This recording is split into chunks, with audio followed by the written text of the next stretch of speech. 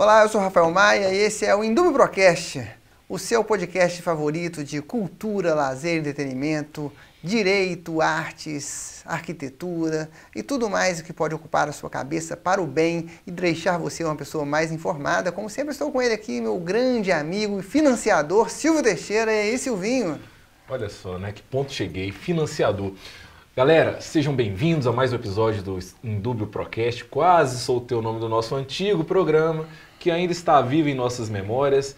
E, desde aquele tempo, está aqui comigo a Camila. Olá, Silvio. Olá, Rafa. Vamos para mais um episódio do nosso podcast, videocast, mesacast, de assuntos variedades, né? BotecoCast. BotecoCast, aqui. Olha só a Camila, onde ela se encontra. Hoje eu resolvi sentar aqui, véspera de feriado, né? Não é? Já tô daqui, eu já emendo ali e Já bora. botou pra gelar? Já botei para gelar ali, ó. A minha tá ali atrás. E aí, bora então, né? Para mais um episódio. Discutir um assunto interessante. Eu acho que o que a gente vai trazer hoje aqui tanto diz respeito a um assunto técnico do direito, mas também acho que tem impactado muito a vida tanto dos advogados quanto das pessoas que têm interesse de entrar na justiça e têm se visto cada vez mais constrangidas e inseguras de fazê-lo pelos riscos que tem envolvido. Exato. É um assunto que me incomoda pessoalmente muito já há bastante tempo. E aí, para introduzir um pouco esse assunto, a gente vai precisar falar de algumas coisas técnicas aqui. Eu vou tomar liberdade de tomar o espaço da Camila, que é a nossa técnica principal aqui, e tentar dizer de uma forma bem simples do que se trata. A história é o seguinte: basicamente, a justiça tem um custo. Para você acessar o Poder Judiciário, você precisa desembolsar um valor de uma taxa que você paga para o Poder Judiciário. E ao final do processo, a parte vencida deve pagar as custas totais do processo, considerando a parte dele e a parte da outra parte, mais ainda aquilo que a gente chama de honorários de sucumbência, que é um valor que basicamente varia de 10% a 20% com despesas para o advogado, beleza? Da outra parte. Da outra parte.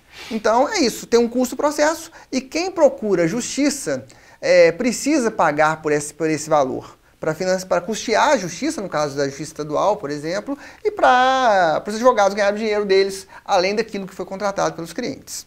Isso, obviamente, torna o acesso à justiça meio inviável para algumas pessoas. Por essa razão, a Constituição e a lei asseguram aquilo que a gente chama de justiça gratuita, que é o benefício de não precisar pagar essas custas. E quem tem esse benefício? Aquele que é pobre. Ótimo. A grande questão é que você pode pensar, poxa, mas quem é pobre? Na minha cultura eu aprendi que pobre é quem menos precisa. Só que para não ficar algo muito... Quem mais precisa. Pobre é quem mais precisa, é verdade. Opa. Quem não precisa de nada não é pobre. Deixei de ser pobre. Rico é quem menos precisa. Mas a lei fez um favor para todos nós de definir quem é pobre. Para a lei, pobre é aquele que não consegue pagar as custas do processo sem prejudicar o seu próprio sustento ou de sua família.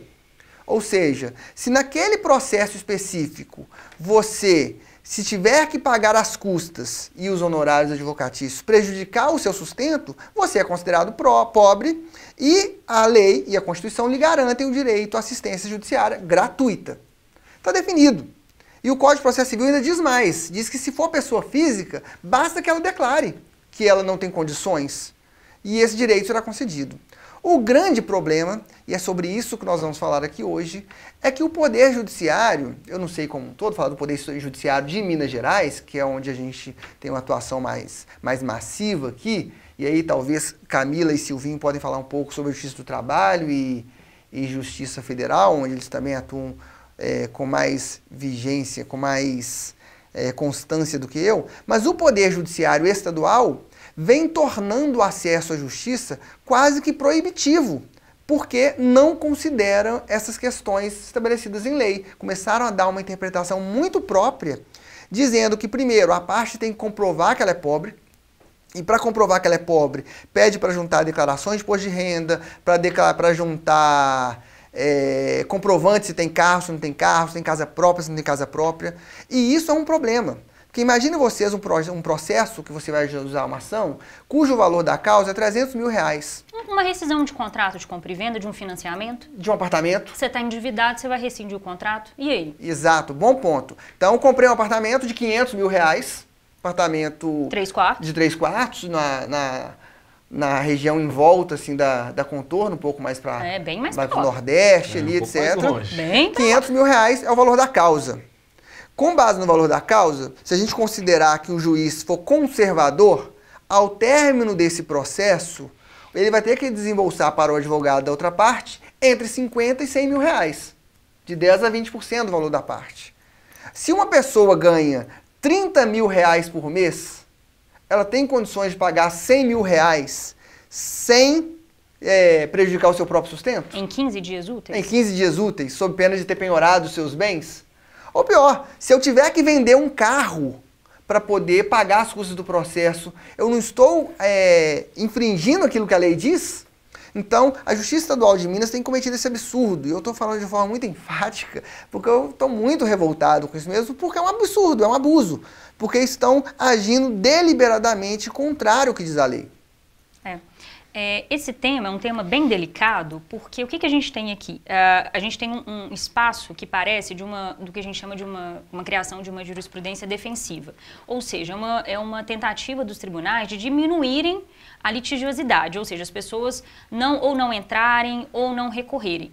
E aí isso começa a ficar um pouco preocupante, porque, quando a gente coloca que a análise, por exemplo, da isenção das custas e dos ônus sucumbenciais possíveis, eles entram, a pessoa tem direito, ou então ele teria que entrar no cálculo do risco daquele processo, isso começa a inibir o cidadão de exercer seu direito de petição.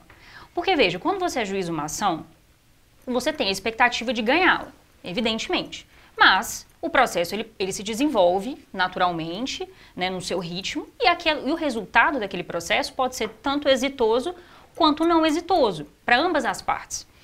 E isso, quando você coloca que existe um risco muito grande de você ter que arcar com um valor que você não tem condição no final, você começa a pensar, olha, de repente, eu não vou atrás do meu direito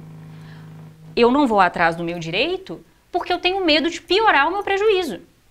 E isso vem acontecendo muito na Justiça Estadual de Minas, em outras esferas também, na federal, na trabalhista, porque com a reforma também da reforma trabalhista que teve, adicionou-se a questão da justiça gratuita, ficou mais restrita e também o custo do ônus sucumbencial também ficou mais alargado. E até mesmo nas esferas do juizado especial, do consumidor, porque no juizado especial você não tem essas custas para entrar, e nem essa sucumbência, se você encerra o processo na sentença. Mas se você quiser recorrer, além das custas serem cobradas em dobro, você pode ser ao final condenado.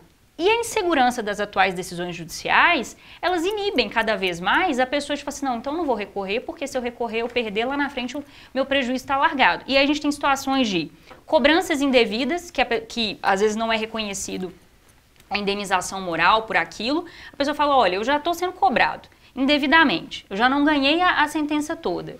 Se eu recorrer, o meu prejuízo vai aumentar. Então, às vezes a pessoa começa a ver que às vezes é melhor ela ceder ao direito dela do que ela procurar a justiça. Isso tudo porque, como o Rafael colocou, a interpretação que tem se dado na ideia da isenção das custas e ônus pela justiça gratuita, ela não tem considerado o caso concreto. E aí começam a criar umas certas aberrações. E aí tem uma outra questão, principalmente nessa questão dos honorários sucumbenciais, isso foi levado para o Superior Tribunal de Justiça, porque existe no Código de Processo Civil a ideia, uma disposição normativa que coloca que o juiz pode arbitrar, ou seja, fixar um valor dos honorários, caso o valor da causa ou da condenação sejam irrisórios ou inestimáveis. E aí os juízes eles faziam às vezes uma interpretação extensiva desse artigo, pensando quando o valor da causa ou a condenação também for absurdo, muito alto, eles também passaram a fixar esse valor. E aí vários advogados foram recorrendo, a OAB, inclusive, sempre advogou pelo respeito à literalidade do código de 10%, 10 a 20%, 10 a 20%, independentemente do valor. E o STJ deu uma decisão ano passado, assim, com um voto de diferença, então foi bem controvertida a decisão, que não pode haver o tal do arbitramento por equidade, mesmo quando a condenação for um valor muito alto ou o valor da causa for muito alto. E começaram a criar assim, aberrações. Por exemplo, uma senhora que havia entrado com uma ação pedindo remédios. E o valor do medicamento era muito alto. E ela perdeu. E aí uma senhora que já não tinha condição de pagar o próprio remédio estava sendo condenada a pagar honorários na casa das centenas de milhares para um plano de saúde. E aí eles começaram, esse caso foi mantido, essa decisão foi mantida, que começou a criar-se aberrações. E aí, atualmente, esse assunto está tão não pacificado que foi parar também no STF, um recurso extraordinário julgando isso, porque isso também afeta as causas que envolvem o erário público. Porque existe um argumento de que, olha, existe um interesse público do erário público, quando a fazenda pública é condenada, muitas vezes ela é condenada em ações em que houve ações muito simples, de baixa complexidade, e mesmo assim os honorários que são revertidos para a parte vencedora são também honorários, às vezes, na casa do milhão, na casa das centenas de milhares, causando uma desproporcionalidade naquela situação. Então, o que a gente está querendo trazer essa provocação é de que, de repente, a gente tem que repensar esse modelo de distribuição de custas e ônus sucumbenciais para a justiça não se tornar mais um ponto de insegurança para ajuizar a ação. Né, Silvio? Eu acho que essa discussão ela tem que, inevitavelmente, passar por uma questão de direitos fundamentais. O que a gente está fazendo aqui, com esse tipo de tratamento dado à cobrança para se acessar ao judiciário, é limitar efetivamente o exercício desse direito, que é um direito fundamental. A gente está falando aqui de algo tão relevante, tão importante quanto o direito de ir e vir, quanto o direito de se manifestar, o acesso ao judiciário. Por vezes, é a última fronteira que vai assegurar ao cidadão a possibilidade de ter ali a garantia de direitos frente ao Estado, por vezes, ou um direito individual que seja, mas de toda forma, não dá para a gente cogitar a possibilidade de estabelecer uma barreira econômica que coloque para o indivíduo ali uma limitação intransponível, que faça com que ele, ainda que sabedor da possibilidade de ganho, né, ainda que haja essa perspectiva, como a Camila ressaltou, de êxito na ação, o receio que aquele possível insucesso, e a ação judiciária é assim mesmo, a gente nunca sabe qual vai ser o resultado, a gente nunca sabe exatamente qual vai ser a interpretação dada pelo juiz. O receio dos custos que isso pode representar vai acabar e acaba sendo, por vezes, aí, um desincentivo, um desestímulo para que a pessoa exerça seus direitos. E aí eu tive a curiosidade de pesquisar como isso é tratado fora do Brasil, qual é a realidade das custas processuais, porque em qualquer lugar do mundo que há uma justiça organizada também é um custo para que essa justiça funcione.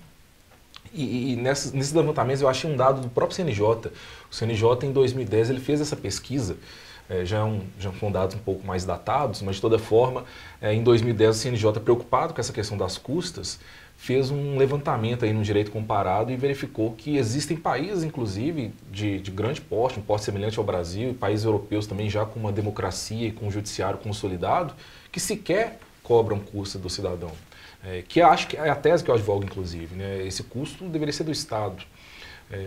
Talvez remanejamento aí da distribuição do dinheiro que é fruto dos impostos, é possível, eu acredito que é possível a gente readequar a forma de custeio dos tribunais.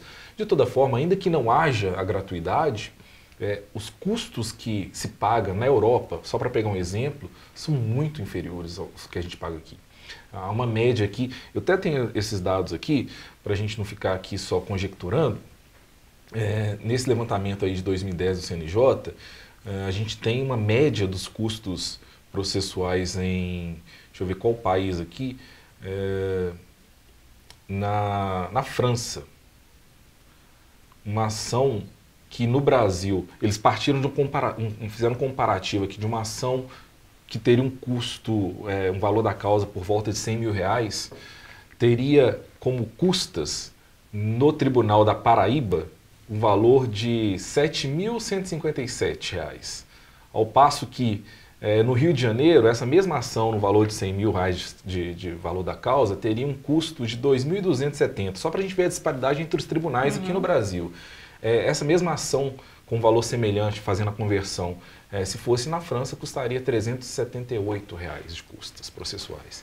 Então há claramente uma distorção, a justiça é cara demais e assim que essas interpretações limitantes começam a ganhar espaço, a gente percebe claramente que não é apenas uma tentativa de diminuir o número de processos, é claramente uma forma de impedir o cidadão pobre de acessar ao judiciário. E de não querer trabalhar também, sabe? Eu me lembro que eu trabalhei no judiciário certo período de tempo, na segunda instância, e alguns gabinetes possuíam um assistente que a única função dele lá era tentar achar algo para impedir o juiz de admissibilidade. E boa parte das que achava era preparo. Então, o que o juiz quer fazer muitas vezes é que você desista do processo, ou te impedir. Eu vou dar um exemplo aqui que o Silvio até conhece o caso, que é de uma cliente que a gente atendeu junto. A pessoa estava fazendo um concurso para a Polícia Militar de Minas Gerais, só que um concurso do quadro de oficiais da saúde, e ela tinha idade superior à permitida. E durante o concurso, ela ajuizou uma ação para ter o direito de participar do concurso. E aí, não pedi justiça gratuita, porque eu sabia que o juiz ia mandar comprovar, ia dar mais tempo, etc. O que eu fiz? Coloquei o valor da causa de R$1.000. Por quê? Porque não tem valor da causa, não tem nenhum valor patrimonial. Aí o juiz mandou eu atualizar o valor patrimonial da ação sob pena de extinção. E eu peguei e falei, olha, não tem valor patrimonial. Ela não vai conseguir nada se ela conseguir eliminar. Ela só vai conseguir participar do concurso. Ela não sabe nem se ela vai ser aprovada.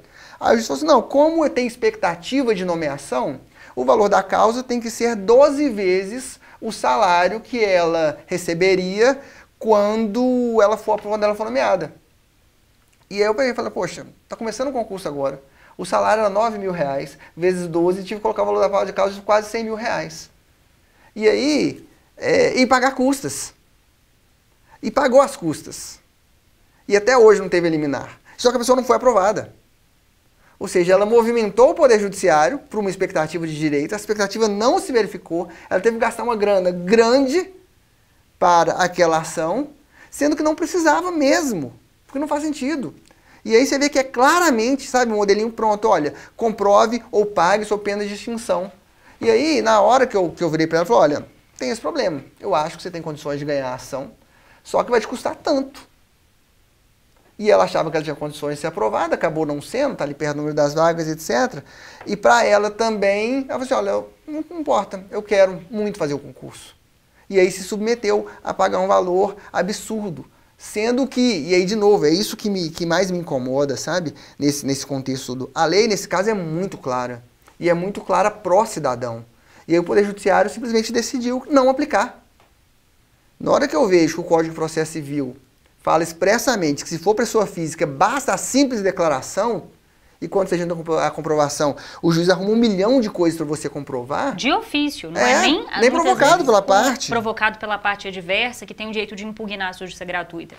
Atualmente, o Judiciário tem dado os despachos de ofício antes mesmo de qualquer indício de ter condição ou não de fazer de arcar com as custas, ele determina que para analisar o seu pedido, você junte declaração de imposto de renda. Dos últimos 5 anos. Dos últimos 5 anos, os seus últimos contra-cheques. E assim, e aí se você aproveitar e juntar todas as suas despesas, ele não considera. Sim. Ele considera muitas vezes o valor bruto da sua remuneração.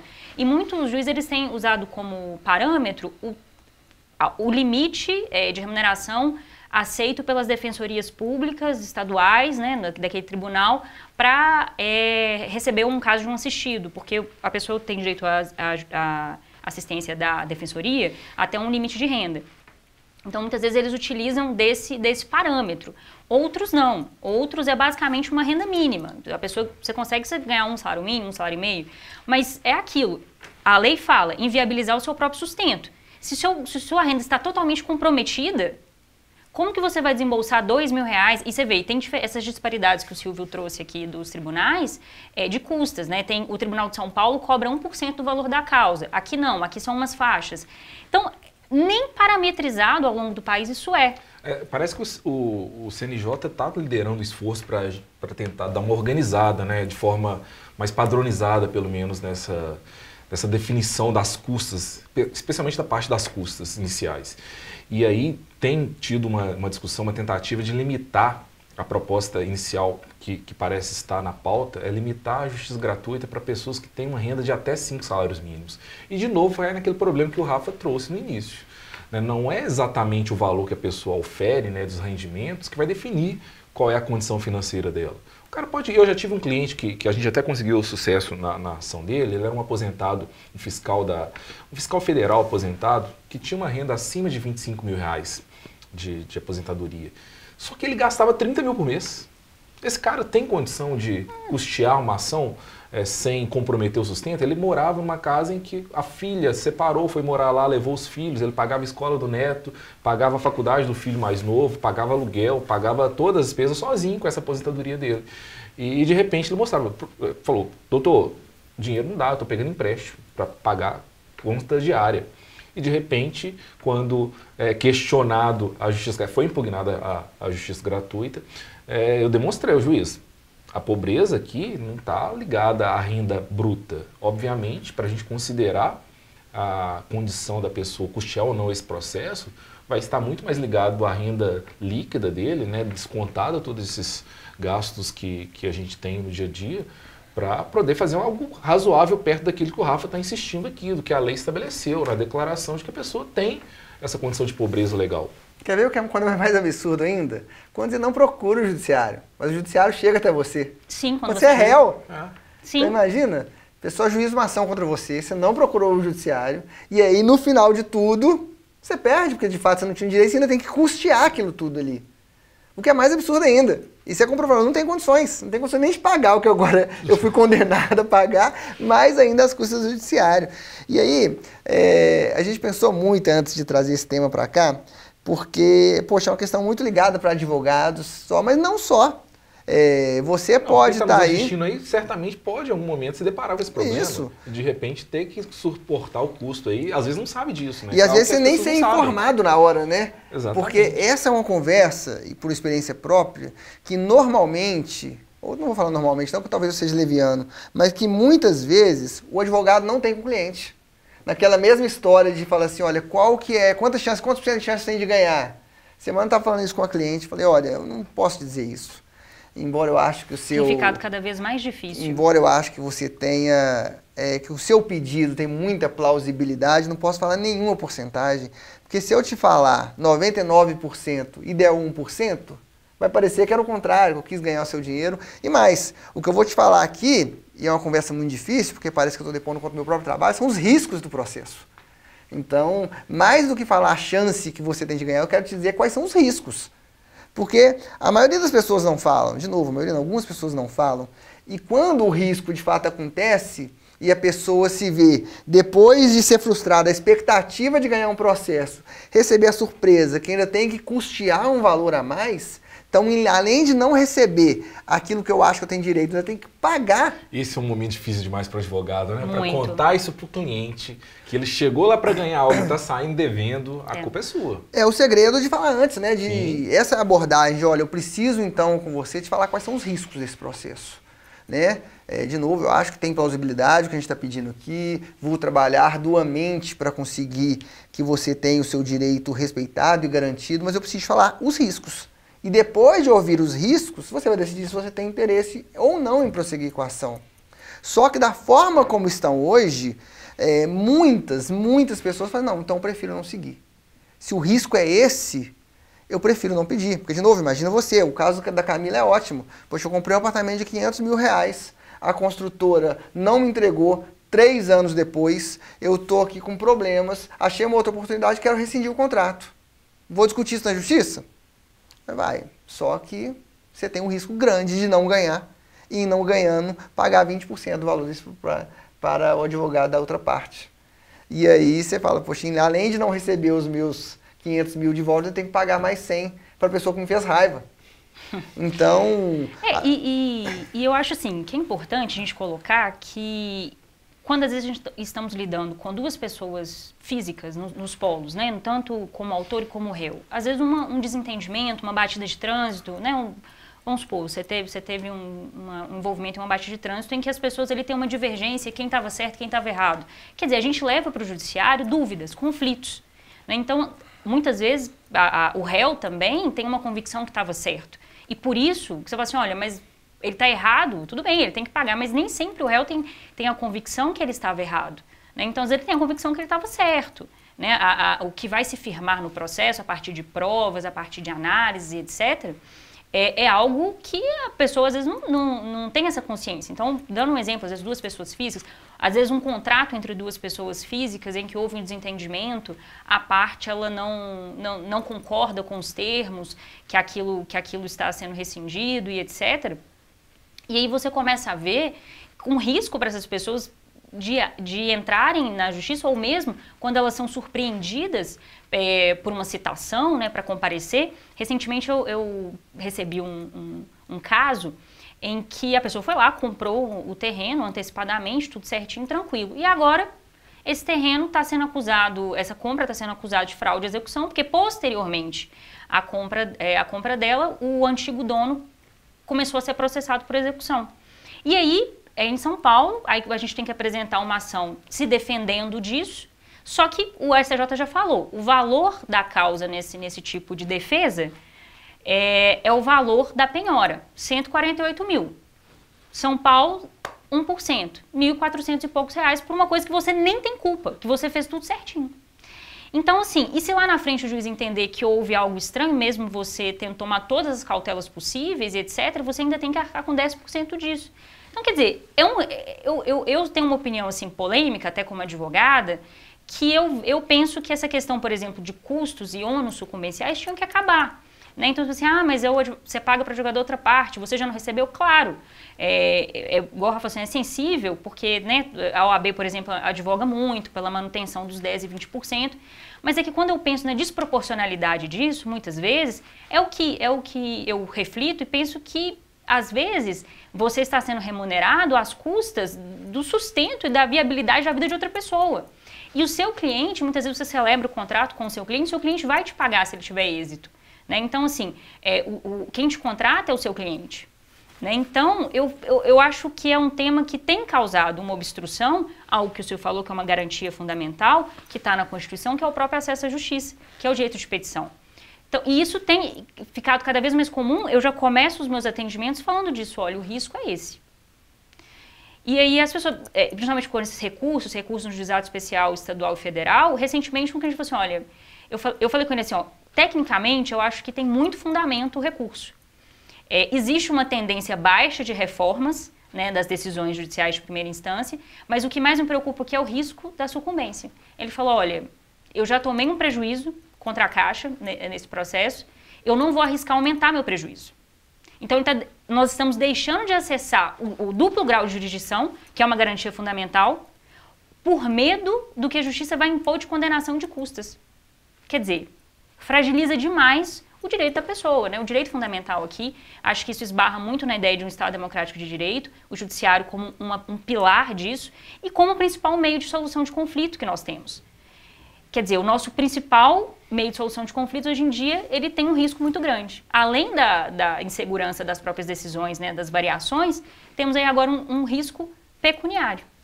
Sim. Eu até revi meu posicionamento. A gente conversou sobre isso alguns dias atrás. Eu falei, cara, não concordo que não deveria existir honorário de sucumbência, mas faz todo sentido mesmo. Qual o sentido de outra pessoa pagar pelo seu trabalho, sendo que você não tem nenhum contrato com ela? Eu não posso te obrigar. Na verdade, acaba virando uma dupla punição, né, para a parte que perde. É isso, e ela já está pagando o advogado dela. Sim. Ela paga o advogado, ela paga eventualmente o mérito da ação, né, que ela perde, sim, e ainda paga o advogado da outra parte. Então, para quem perde uma ação, a depender do estilo da ação ali, a pessoa fica falida. E eu não consigo pensar em nenhuma outra profissão que tenha coisa do tipo. Não é a psicóloga da minha esposa não vai cobrar de mim porque eu estou fazendo ela na terapia. Não tem o menor sentido. Na verdade, ela tem que agradecer, né? Você é o motivo dela procurar terapia. Exato. Então, você olha, esse negócio vai ter que te pagar também, vai ter que que pagar uma parte desse valor aqui que eu estou gastando de tempo de trabalho. Então, é um tema chato, assim, do ponto de vista da impotência, assim, sabe? Como advogado, o que me fez querer trazer esse assunto aqui é a sensação de impotência, não tem o que fazer, sabe? Porque, vez ou outra, também você ainda é ameaçado pelo juiz, né? No sentido, tá bom, doutor, não complementa, não. Eu posso decidir aqui agora, você recorre, eu posso simplesmente não decidir. E quando ele não decide, não tem o que fazer. O processo fica parado. Não existe um recurso para o juiz que não decide. Então você acaba se colocando numa situação de impotência muito grande e de ansiedade muito grande por aquilo que o senhor falou. Poxa, eu vou precisar dar notícia para a pessoa ali. Então, isso tem moldado um pouco a forma da advocacia trabalhar, né, da advocacia séria, mas principalmente para aqueles que talvez não estejam preparados em dar notícias ruins, ou prefiram dar notícias ruins, ou aqueles muito confiantes no próprio trabalho e que não analisam bem o cenário de feira que se transformou o Poder Judiciário, acaba gerando notícias muito ruins e uma situação muito grande em torno disso, frustrantes. É isso. Esgotamos hoje um programa rápido. A Camila falou que esse programa seria uma pílulas de conhecimento, não um programa. A gente achou necessário trazer esse tema aqui para os nossos alunos e amigos que são do direito refletirem também, pensar se há algo que a gente pode fazer, mas também para quem não é, para quando for aí, precisar ser envolvido em uma contenda judicial, esteja preparado para essa realidade que é uma realidade triste do nosso país. Vamos passar para as dicas culturais? Bora! Vamos lá, eu ia dar uma dica cultural hoje, mas eu vou me abster de dar a dica cultural e vou deixar que a Camila dê a dica cultural por mim. Vamos lá. Bom, hoje eu raramente venho de camiseta, né? Mas eu resolvi vir no final de semana passado, nesse que passou, o sábado, houve o falecimento de um ator de comédia norte-americano, Matthew Perry, que estrelou o seriado Friends, do qual eu sou muito fã, né? Enfim, e foi uma grande perda para o cenário artístico. Ele era um comediante muito bom, ele era um ator muito bom e aparentemente uma pessoa muito boa, segundo os relatos. Uma pessoa que ele enfrentava problemas com vícios e ele dedicou a vida dele, depois, né, de tentar se recuperar, a também ajudar pessoas nesse sentido. Fundou uma casa de acolhimento de pessoas viciadas, escreveu uma autobiografia que inclusive falava que queria ser lembrado por ter ajudado pessoas, antes de ser lembrado como estrela de Friends. Mas, de toda forma, fica aí a minha dica cultural para conhecer, para quem não conhece. Assistam Friends, tenham paciência. A série tem alguns problemas, claro, atuais, né, de a gente fosse reassistir a série, tem algumas piadas que não cabem mais, mas eu acho que, no geral, é bem legal, é bem interessante. São 6 amigos e você se envolve com eles e, enfim, molda o seu humor. E se você também quiser aprender inglês, é uma ótima forma também de aprender inglês, é assistir Friends.